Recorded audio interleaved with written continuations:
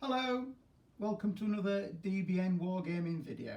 For those that don't know, my name's Alex and today's video is all about the Battle of Eylau, fought on the 8th of February 1807 between Napoleon's French Grand Army and the Russian First Army under Bennigsen. This, as most people probably know, is a famous battle and was known as the Bloody Battle in the Snow. And most historians would conclude that this battle was known as Napoleon's first draw. So, from a rather miserable Yorkshire in England, let's go to the battlefield of Eylau and the deep snow.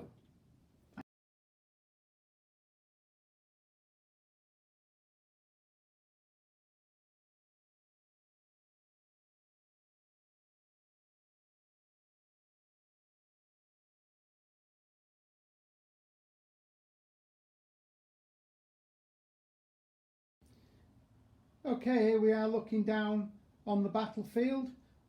We are looking from behind the town of Eylau, and over in the top left hand corner, that is due north. So in front of us here, excuse me, I'll just use my pointy stick. This here is Eylau, the town of Eylau. And there you see the deployed French army. We will shortly go into detail of the troops on the battlefield, but the overall battlefield itself, the table is 5 feet by 3.5 feet. That's in English and US measurements. I'm sure you can work out what that is in centimetres. I should give you it, and I'll probably give you it later. There is several contours or hills. There was no real significant features apart from the villages and the small contours. There was a few woods which you can see, but the contours or hills were not particularly significant, but obviously they were used for dead ground and deploying of artillery. So you can see the main feature goes across from north to east and south of Eylau, and this is where the Russian army is deployed. I'll just quickly swing around the battlefield. The lighting's not so good today, unfortunately, because of the weather. So here's a quick look at the battlefield, looking from the north, looking down onto the various villages. I'll come back to it there. We've got some Prussian troops who will be marching onto the battlefield. And there's Ney over here who will be marching on the battlefield. And this is looking down the length. There you see the length of the battlefield. Later on in the video I'll be giving some close-ups. So now we're going to have a look at the troops, and we'll talk about the troops that are deployed. So we're now going to have a look at the armies in detail. As you can see, I've placed some string on the battlefield just to designate the different corps and wings of the Russian army. First of all, over here there's Bennigsen, C&C. All the ratings of all the generals have been reduced by 1 level because of the bad weather conditions on the day of the battle. So the best rating I can offer for Bennigsen would be an average rating. So he's the C&C, and then in the middle there is the Centre Corps, commanded by Sacken, who is downgraded to a poor commander today. And Sacken has 3 units of artillery on the front there, and he has 6 units of muskets and 1 unit of elite muskets, which are his grenadiers. And he also, on his right side there in reserve, in his reserve is a brigade of heavy cavalry, cuirassiers, some light cavalry and a unit of Cossacks. That's Saxon's centre division or centre corps. The right wing of the Russian army is commanded by Tuchkov. Sorry for any poor pronunciations. He's commanding the right wing of today's Russian army, and under his command he has 2 units of muskets, 1 unit of elite muskets, which is this formation just here. There's Tuchkov, he's holding the right wing there, and he's also got 2 units of 2 brigades of cavalry there, 1 cuirassier and 1 light cavalry. He's also got a fairly good light infantry force, 2 brigades of Jaegers, Russian light infantry, and again lots of artillery. He's got 3 units of artillery which at the moment are all deployed there on his left flank. And he's also got a strong Cossack force attached to his right wing, which I believe was under Platov, I believe, and that's sitting there on the far right flank. So that's the right flank. Left flank units. The left wing. Okay, this one is commanded by Tolstoy, who again for today's battle will be graded as poor. And Tolstoy is there. There's his command, consisting again of 3 units of artillery, 2 there, 1 there, 2 units of light infantry, 1 there, 1 occupying the village, which was well contested, historically was well contested, and he has 6 units of muskets, of which one of which is elite, and 2 units of light cavalry. So that's his left wing, and again he's not allowed to deploy any further left because, as you probably know if you know the history of the battle, we've got Davout over here who will be coming on the flank, but this is the deployment zone of the left wing corps. And finally is the reserve corps back here under Bagration. He was a wing commander, but I put him in command of the reserve corps for this battle, and he has 2 units of artillery and 6 units of muskets, and that the Bagration's reserve is an average commander for today's battle. He's going to be quite vital in supporting the Russian army. So there you have the deployment of the Russians. And with the DBN rule system, the Russians all fire 1 grade lower, but the muskets are all classed as stoic. So it's a little bit of a, they don't shoot well, but they're hard to kill, or harder to kill, which is how the system works. So there's the Russian army deployed for battle. And one thing you'll notice is a lot artillery. The Russians had more than twice as many guns as the French, and this is what I've got on this battlefield. I've got roughly equal amounts of twice as many Russian guns as French guns. Obviously the French artillery was better, overall was better than the Russians, so I've taken that into consideration as well. So there we have the deployment of the Russians. Next now I'll have a look at Napoleon and his French army. Okay, here we have the French army, Napoleon's Grand Army of 1807, Battle of Eylau. As you can see, there's Napoleon himself, and normally in the DBN system he would be classed as an elite leader, but for today's battle he's a good, so slightly downgraded because of the bad weather conditions. So in and around Eylau itself is Marshal Soult's Corps, the 4th Corps, and that's this one here. And we have Soult himself there, and he has 2, 4, 6, 8 units of 8 formations of infantry. 2, 4, 6, 8 formations of infantry and 2 of light infantry. So that definitely the largest corps in the French army. But he was very short of artillery because of the weather conditions in some part, I would think. And he has only 1 unit of artillery for this battle.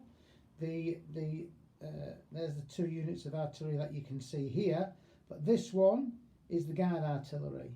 And at the beginning of the battle, Napoleon realised that he was greatly outgunned, so he rushed up the guard artillery and put that in the front line to reinforce his forward artillery line to try and counter the Grand Russian batteries. So there you have Soult's Corps deployed in and around Eylau. A couple of interesting points about Soult's Corps. He has 2 very famous units. One was the Tirailleurs Depot and Corsa, and they're represented here. And in the DBN system, they will be firing as elite troops. Just gives an extra bonus. And another famous unit is the 57th Line. That's this one at the front. Again, they're close combat as elite troops. There's a couple of little subtleties that we've added in there just to make the force a little bit more interesting. So that's Soult's Corps, and the other corps deployed on the field is Augrau's Corps, and that was the 7th Corps, and that's this one here, smaller, much smaller than Soult's, only 6 infantry units, one of which is light. There's Augrau himself there, and he's classed as poor for today. And his artillery again has been taken by Napoleon and deployed on the front line, so that's his artillery there. So that's that 7th Corps. So that was the 2 corps that were deployed on the field to begin with. In support we've got the Cavalry Reserve under Murat. There's Murat, and there is the 3 heavy cavalry divisions. We've got a Cuirassier division there in the middle and 2 dragoon divisions either side, and these are all fielded as inferior heavy cavalry, which means they operate as heavy cavalry unless they are against other heavy cavalry when they are downgraded to light cavalry. That's how that works, with some horse artillery and support. So that's Murat's cavalry there, and over on the left flank is Lasalle's light cavalry division with 3 cavalry brigades, one of which is Lasalle's famous what are they called? Infernal Brigade, which is the 5th and 7th Hussars, and they're superior light cavalry for today's battle. Okay, and the other formation on the field to begin with is the Guard, and there we have the Guard, which consists of the Old Guard Grenadiers and Chasseurs, and Guard Cavalry, Guard Heavy Cavalry in this situation here. And as I've already showed you, we have the Guard Artillery, which has been moved to the fore. Okay, the other French units will be arriving on the right flank here. We have Davout's Corps, who are actually not on the field at the moment. I've just put them there, and they will march onto the battlefield at that point from turn 2 of the battle. They'll come over here, and over on the left flank, much later on in the battle, we have the arrival of Ney, and that's his corps, and they'll arrive at this point over here, but they won't arrive until turn 12, because before them the Prussians will arrive at this point from turn 8. So Ney arrives behind the Prussians. They arrive at 8 and he arrives at 12, all in this area here. So that will make for an interesting situation. So there we have the French army deployed on the field, ready for battle. So what we're going to do now is have a look at the tactical situation for the two armies and the challenges that will be facing them, and also we'll have a look at the scenario, victory conditions, etc. Okay, this battle lasts 22 game turns. It started early in the morning and went on until late in the evening, so it's a full day's battle. There was a small battle the day before, but it was more to the south, fought mainly in and around this church here, and then the Russians withdrew onto this ridge line, and Napoleon came up and deployed here, brought all his guns forward, ready for the next day's battle. But the big problem that Napoleon's got here is the amount of artillery that he's facing from the Russian side. He's got 9 units of artillery facing him there, and the best that Napoleon can bring to bear at the moment is 3 units of artillery, including the guard artillery, which in DBN will fire as elite artillery. That means that Napoleon's greatly outgunned at the start of the battle. So, come what may, Napoleon will have to attack. Otherwise, he'll just get blown to pieces. So Napoleon has to take the fight to the Russians from the start of the battle. Obviously, Napoleon would like to wait for the envelopment of the Russian left flank by Davout, and even wait for Ney to get closer to the battlefield. But he's going to have to attack. As I say, the battle itself lasts 22 game turns. The Russians set up first. They'll set their troops on the battlefield first, and then the French will move first. There is weather conditions that are going to affect the battle. That's achieved by a simple dice throw each turn. Basically, half of the day the weather was okay, and the other half of the day it was not so good, and in cases it was very, very bad. So that's all achieved with a random dice throw each turn for mild conditions, snowy conditions, or very heavy snowing conditions. So that hopefully will affects the firing ranges and command and control for the battle, and that's all built into the scenario. If I haven't mentioned already, each infantry unit, each musket infantry unit represents a brigade strength of approximately 2,000 troops. About 2,000 infantry and about 1,200 cavalry. That's the ratio I've done for today's game.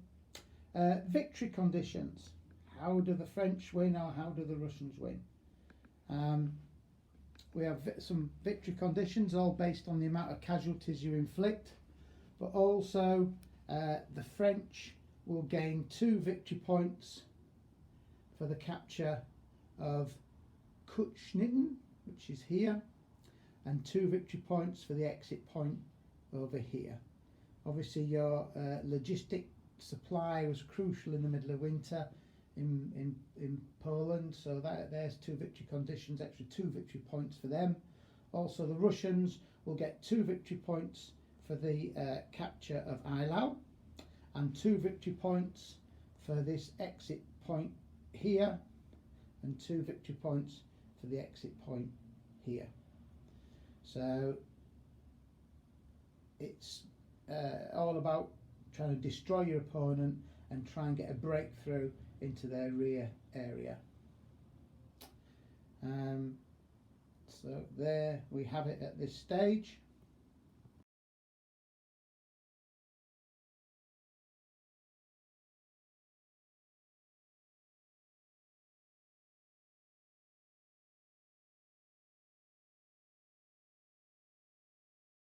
So there you have the battlefield. I've shown you the troops and their deployments, talked about the battlefield and the terrain.